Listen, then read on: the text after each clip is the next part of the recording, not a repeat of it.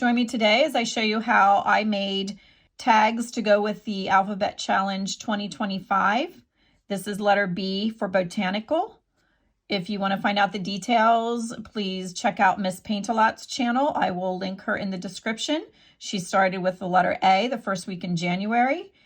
She does such beautiful work. Please go check her out, and you can find out the details if you would like to join the challenge as well. Let's get started. For supplies, you are going to need to cut some scrappy cardstock, or this is file folder. You could also use like cereal box packaging. Mine measure about 4 by 6. I think the one's a little bit shorter, but it was a scrap and that's just how it worked out. So basically 4 by 6. Then you're going to need some inks and a dauber. I also have some stamps that I'm going to use that are botanical themed. So anything that you have that has flowers, and scissors, glue, ruler, normal stuff like that. And a little bit of water. I have my this is just a mini mister that came from Michael's. Also, I have a stencil that I'm going to use that has like writing on that you can't read. You could also do the same thing if you had a stamp that it does that as well. And then I have little bits that we're going to make a cluster with. So anything that you have little numbers or scrappy bits, and I will show you that in a minute. All right, let's get started with this. First thing I'm going to do is I'm going to use, this is Mowed Lawn. Sorry, it's shaking the table. Put some of that out. Get it a little bit wet. And then just go ahead and dip your card in it.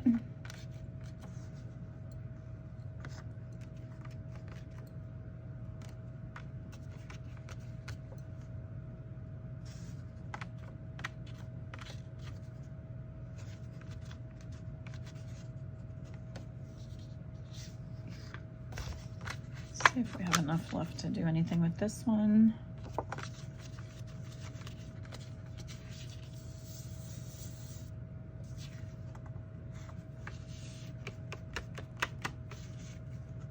Got some on there. Okay, then I'm going to come back in with some, what is this? Seedless preserves. I want a little bit of purple.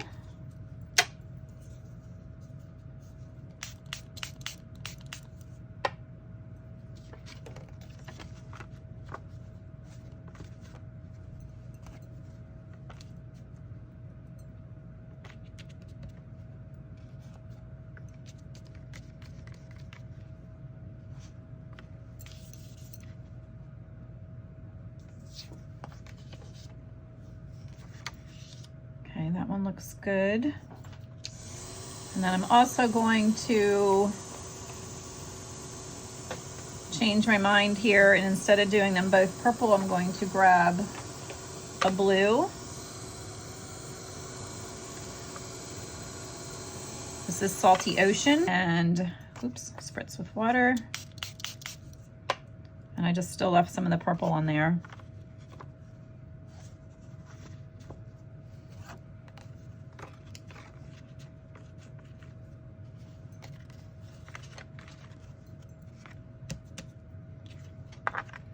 Okay, and I'm gonna dry that one next.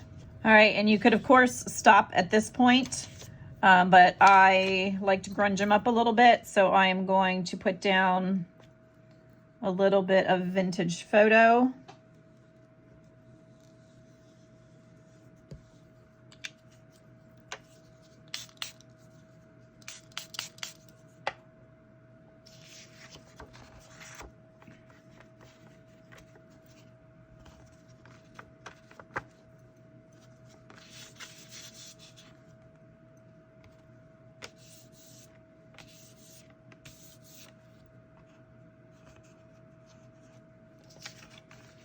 Stop that one there. Okay, and I'm going to do the same thing to This one.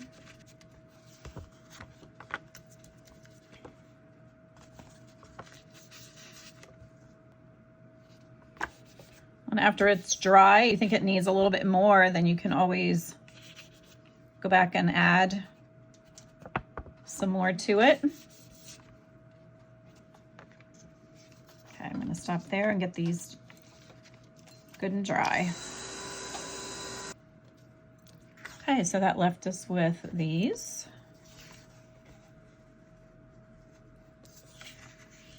And the next thing I'm going to do is take this stencil that I have that has the writing on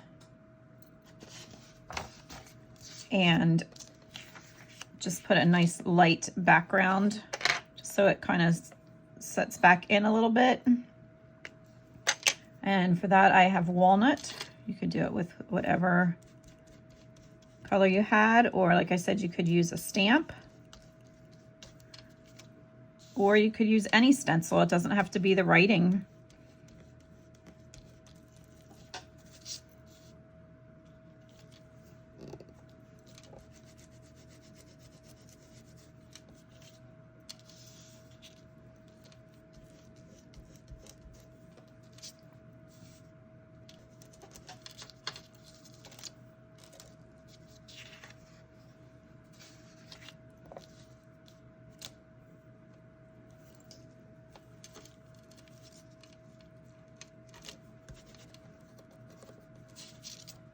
They got really pretty.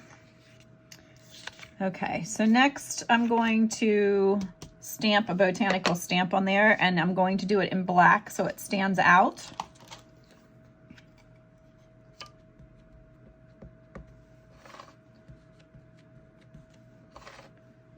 And I like to turn my stamps as I'm applying the ink, just so you're sure you get all of it, because you may be like a little heavy-handed at one area of the ink pad and then it doesn't get coated correctly. So I always just turn it, rotate it.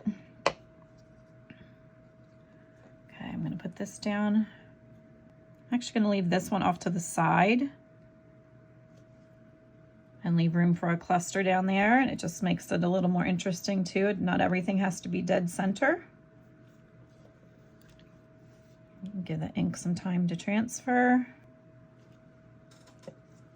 Okay. That one's pretty. I also have this little bumblebee. I'm going to put him on here as well.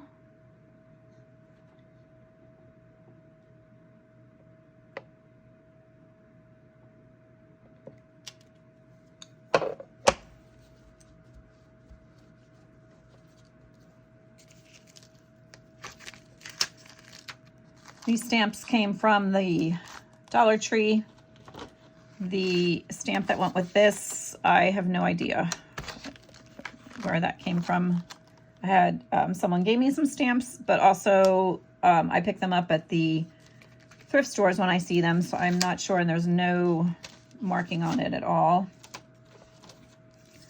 Okay, so we have that one, and now I'm going to find a stamp to put on there. All right, and I decided I'm going to make this one a little bit different, and instead of using a stamp, I'm going to apply these stickers that I have.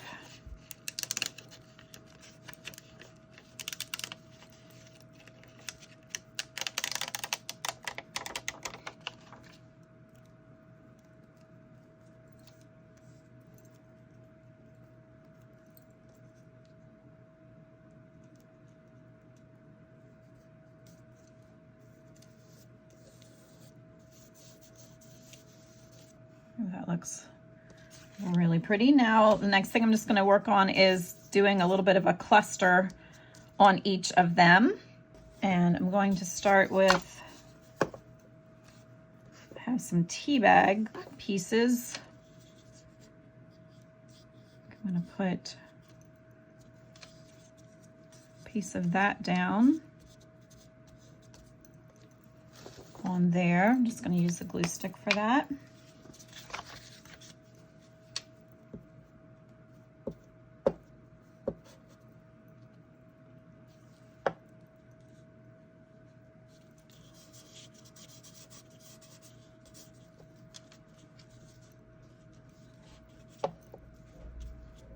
Then I have this cluster that I had made a while back.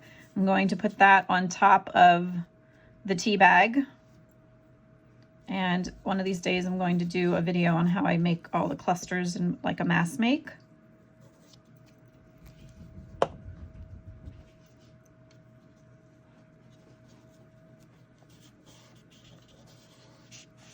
And then I have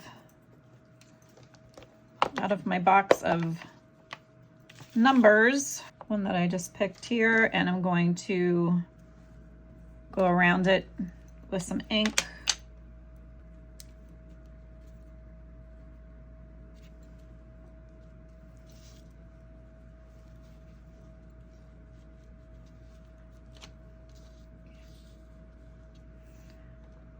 Okay, so we have that one like that. Not done, but getting close. And let's see what we can add to this one. For this one, I have another piece of tea bag, and I'm gonna scrunch it up and apply a little bit of ink to it, just so it kind of gets on the folds.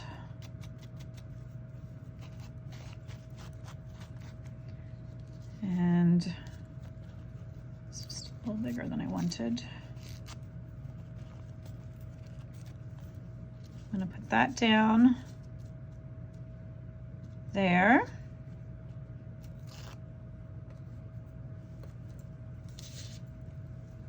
The glue stick.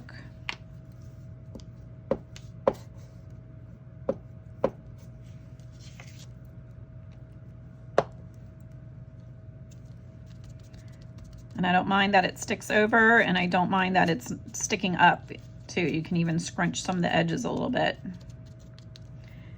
And then to that, I have some of this netting. I don't remember what came in here, but it would be the same as might be on like a bag of oranges or something.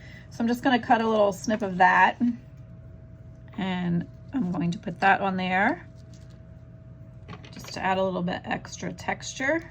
Let's cut another little snippet off of it so it's not so straight on that edge. And to do this, I'm going to just hit it here and there with the heavier glue. Okay, so then I added a little bit of texture to that. And maybe we'll get back in the numbers here and see what we have.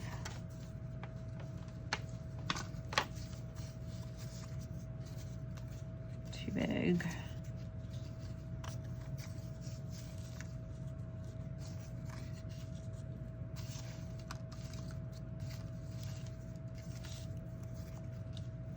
This piece is kind of pretty. Picks up some of the other colors in there. Okay, I think we're gonna go with that one. And because it is going down against that netting, I'm going to use the stronger glue.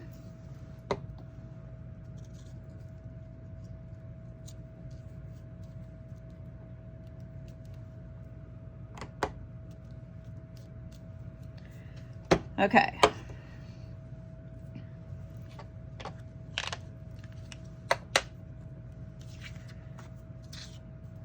So this is what we have so far. And now I'm going to come in with my corner rounder.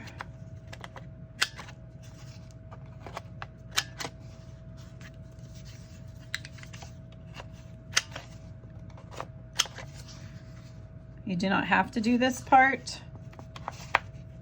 And if you do not have a corner rounder, but you would like to round the corners, you can always lay like a nickel or something round there and trace over it, and then just cut from there. Let's see if I can, probably should have done this before I glued all this stuff on, but there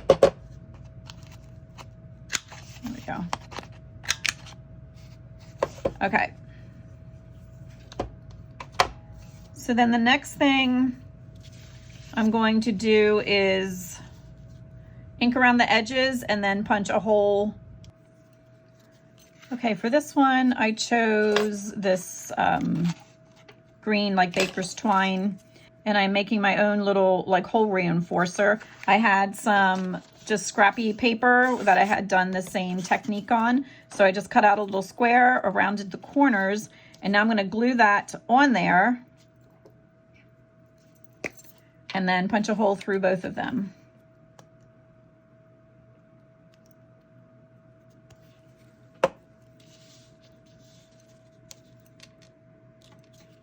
It is covering my leaf sticker a little bit, but it doesn't matter.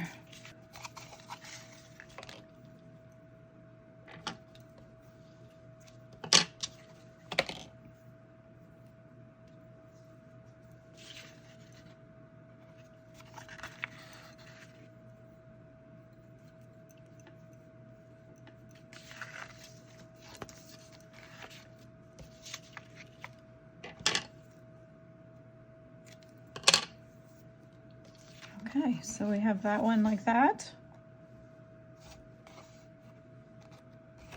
And then for this one, I'm going to use a rivet. Sorry if you can hear Oliver upstairs. That's our Sheltie. He probably sees deer out the window and needs to let me know. And I don't have a crocodile. I do have this rivet setter that is the brand Pittsburgh. It just came from Harbor Freight. I don't know if they're everywhere. We have them here in Pennsylvania. And this is what I use to set my rivets. So once you get it in there, you just have to squeeze.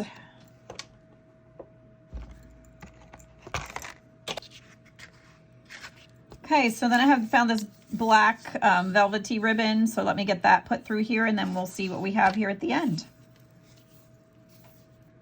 So this is what we ended up with for B for Botanical for the Alphabet Challenge 2025, and I will link Miss Paint-A-Lot's channel in my description so you can go there and find out all the details. She started with letter A1 back in the first week in January. I will probably keep a running list where I store these that will let me know what coordinated with what, just because it will be fun to look at the end of the year. So anyway, I hope this inspired you to go ahead and join her challenge, and thanks for watching.